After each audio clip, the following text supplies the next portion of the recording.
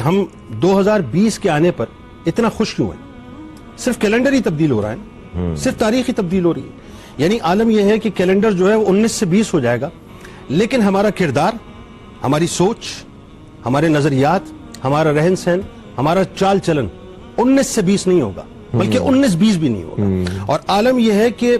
من حیث القوم، من حیث الامہ، من حیث الپاکستانی، یا انفرادی طور پہ ہم 19 کے 19 ہی کھڑے ہیں، بلکہ شاید 18 ہو جائیں گے، بلکہ 18 ہو گئے ہیں. 20 ہونے کی ہمیں صورتحال نظر نہیں آتی.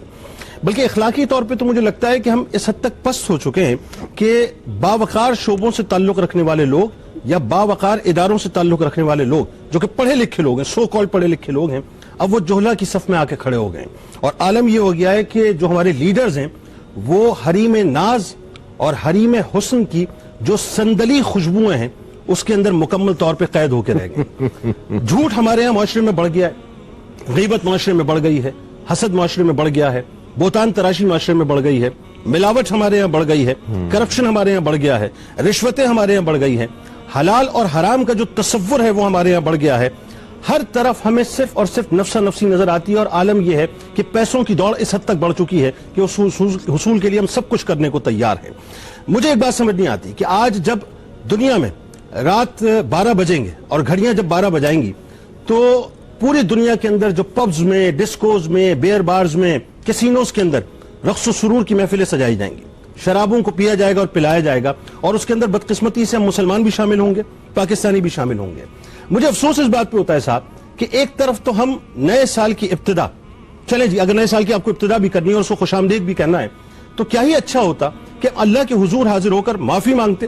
اس سے مدد طلب کرتے اور اس سے استغفار کر کے یہ عرض کرتے کہ یا اللہ تو ہم پر کرم کر دے، ہمارے حال پہ کرم کر دے، امت پہ کرم کر دے، پاکستان پہ کرم کر دے. کجا اس کے کہ ہم شرابیں پینے کے بعد، رقص و سرور کی محفلیں سجانے کے بعد، کروڑوں روپے کا فائر ورکس کرنے کے بعد ہم اللہ سے یہ توقع کریں کہ یا اللہ تو پاکستان پر کرم کر دے، امت مسلمہ پر کرم کر دے. دیکھیے وہ چاہے تو کرم کر دے، لیکن ایک بات یاد رکھیے گا، ہم جس حد تک پستی میں اور تنزلی میں غرق ہو چکے ہیں، یعنی اسفل السافلین کی کالی گھاٹیوں میں اپنے آپ کو غرق کر چکے ہیں. اور مانسیرا کا جو واقعہ ابھی ہوا ہے، اس کو دیکھنے اور سننے کے بعد تو یقین مانیے حق تھا کہ اس قوم کے اوپر پتھروں کا عذاب نازل کیا جائے، اس قوم پر آگ کی بارش کی جائے. لیکن بس قربان جائیے اللہ کی رحمت پر، رسول اللہ صلی اللہ علیہ وآلہ وسلم کی شفاعت پر اور ان کے کرم پہ کہ ان کی موجودگی کی وجہ سے اس امت کے اوپر اجتماعی عذاب نہیں آتا. ورنہ حالت تو یہ ہو چکی ہے کہ بے شرمی، بے حیائی،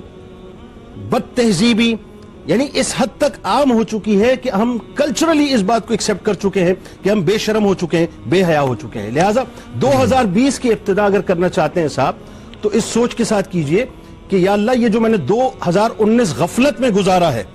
کہ میری نمازیں پوری نہیں ہیں، مجھے معاف کر دے،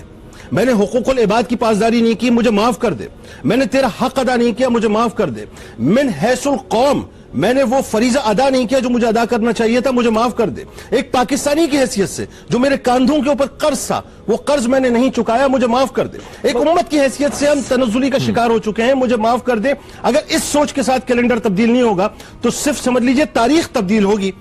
ہماری قسمت، ہمارا نصیب، یا جو ہم بار بار کہتے ہیں کہ جی انشاءاللہ 2020 بہت اچھا ہوگا، بے شک اللہ چاہے تو سب کچھ اچھا ہوگا، لیکن جو اعمال ہیں وہ مزید ہمیں پستی کی طرف لے کے جائیں گے، ترقی کی طرف نہیں لے کے